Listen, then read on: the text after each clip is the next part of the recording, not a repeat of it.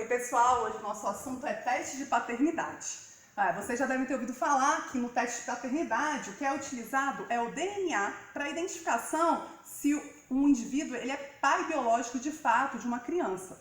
Então se a gente tem um casal onde há uma dúvida se essa criança ela é filha biológica desse casal, é possível ser utilizado esse teste. E esse teste ele busca a identificação de sequências específicas presentes no DNA para, de fato, confirmar a paternidade. Então, o que deve ser feito? Inicialmente, o primeiro passo é a obtenção de material biológico dos envolvidos no caso. Então, é coletado material biológico da mãe, do suposto pai e da criança, sendo que esse material biológico, o que eu quero são basicamente células, e células que contêm o material genético, DNA, células nucleadas. Eu posso fazer a utilização de tecido sanguíneo para esse teste, mas é comum também fazer a utilização de células da mucosa bucal ou outros tecidos. Qualquer tecido vivo em que as células elas contêm o material genético, esse tecido ele pode ser utilizado no teste de paternidade. Então, a partir do momento que a gente tem esse material biológico em mão, a primeira coisa que a gente vai fazer é a extração do DNA. A extração do DNA consiste na retirada do DNA do interior das células. É um procedimento que é feito para a gente obter o DNA das células de todos os envolvidos. A partir daí, com o DNA de todos os envolvidos, o que a gente vai buscar? A gente vai buscar sequências específicas presentes nesse DNA. Lembrando que o DNA ele é composto por nucleotídeos. E existem algumas variações entre o DNA de diferentes pessoas. Tá? E aí existem sequências específicas que a gente chama de marcadores genéticos, onde o tamanho dessas sequências varia de indivíduo para indivíduo.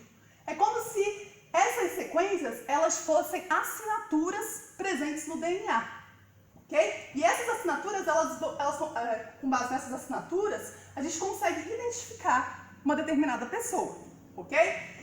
Existem no total aproximadamente 19 marcadores genéticos que podem ser utilizados no teste de paternidade e é muito improvável que uma pessoa ela possua fragmentos para todos os marcadores genéticos de um mesmo tamanho em relação a uma outra pessoa. Ou seja, que ela tenha os mesmos marcadores genéticos, o mesmo tamanho dos fragmentos desses marcadores em relação a uma outra pessoa. São 19 no total, então isso é muito improvável, por isso que a gente utiliza isso como uma forma de código de barra, que permite a gente identificar um indivíduo.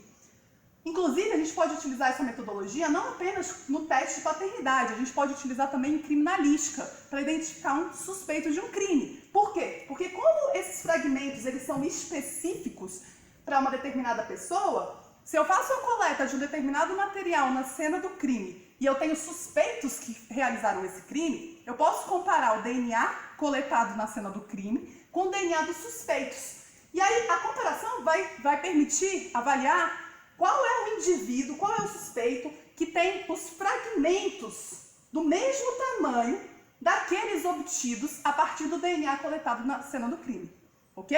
Então, basicamente, por exemplo, aqui eu tenho a representação de 3 marcadores genéticos. Reparem que o tamanho de cada marcador, de cada cor, é diferente. E isso é que serve como uma assinatura para aquela pessoa. E no teste de paternidade, como é que a gente faz uso disso?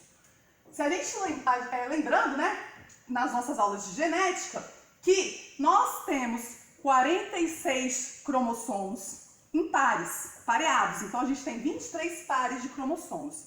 Sendo que nós recebemos um lote cromossômico da nossa mãe e um lote cromossômico do nosso pai. Então nós temos 23 cromossomos vindo da mãe e 23 cromossomos vindo do pai. O cromossomo ele é formado pelo DNA. Então essa molécula de DNA, ela está aqui, beleza? No cromossomo. O que acontece então? Se eu pegar um marcador genético específico, a sequência de um marcador genético específico, eu vou verificar que eu tenho essa sequência num cromossomo que eu herdei do pai, mas eu também tenho essa sequência no cromossomo homólogo que eu herdei na mãe. É como se eu tivesse 2 alelos, entre aspas, para aquele dado marcador genético. Então eu vou ter uma sequência para o marcador genético herdado do pai, azul, herdado do pai, e uma sequência herdada da mãe. Uma sequência do marcador genético verde, herdado do pai, e outra da mãe. E assim sucessivamente. Ao final, cada pessoa ela possui 2 fragmentos resultantes de cada marcador genético. Então eu tenho 2 fragmentos do marcador genético azul, um que eu recebi do pai e outro da mãe. 2 do marcador genético verde, um que eu recebi do pai e outro da mãe, e assim sucessivamente. E o que é interessante é que, como eu comentei que esses marcadores genéticos, eles são individuais, né? A sequência é individual, o tamanho desses fragmentos, nos 2 cromossomos, no par de cromossomos homólogo, ele não vai ser o mesmo. Não vai, porque o marcador genético que eu recebi do meu pai, ele tinha um tamanho específico, e o que eu recebi da minha mãe tinha outro tamanho. Ok? Beleza. A partir daí, então, com o DNA na mão, o que a gente faz? A gente faz um procedimento para fazer cópias desses fragmentos, desses marcadores genéticos. É um procedimento chamado PCR, reação em cadeia da polimerase, tá? Isso é só detalhe. Então a gente faz esse procedimento só para amplificar, para aumentar a quantidade de DNA que a gente tem para a gente conseguir fazer análise. Imagina, muitas vezes, na cena de um crime, a gente faz uma coleta de um material biológico, mas a quantidade é muito pequena de DNA. Então é muito difícil de eu fazer a análise, de eu observar, de eu avaliar esses fragmentos. Então o que a gente faz? A gente faz cópias.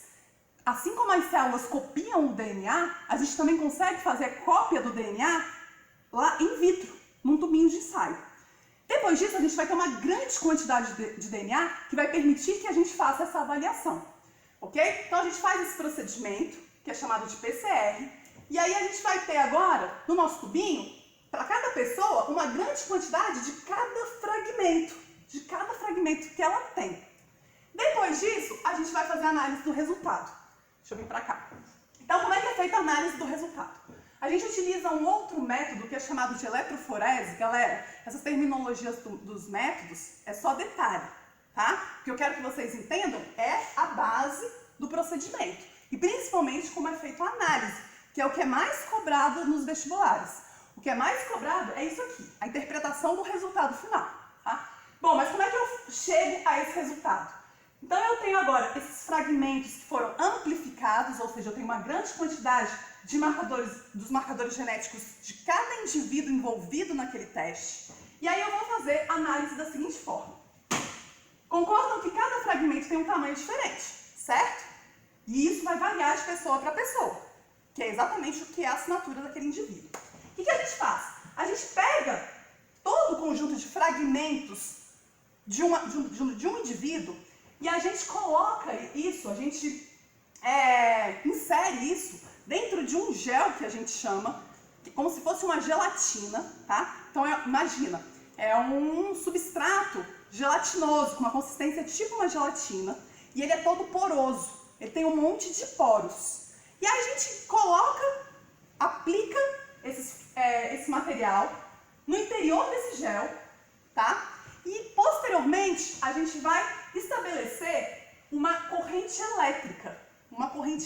A gente coloca esse gel numa solução salina e aí a gente estabelece uma corrente elétrica, onde eu vou ter, de um lado, um polo negativo, é como se fosse uma pilha, e de um lado eu tenho um polo positivo, ok? Então imagina, eu estabeleço um circuito elétrico aqui dentro. O DNA, galera, se vocês forem lembrar, no nucleotídeo do DNA existe fósforo. E o fósforo, ele tem carga negativa. Então o DNA em si ele é uma molécula negativamente carregada. A partir do momento que a gente introduz esses fragmentos de DNA nesse gel e a gente coloca uma corrente elétrica, o DNA ele tende a migrar, literalmente a andar para o polo positivo. Por quê? Porque os opostos se atraem. Então o DNA que é negativo, ele migra para o polo positivo, ok? Acontece que como cada fragmento tem tamanho diferente, a forma de migração vai ser diferente.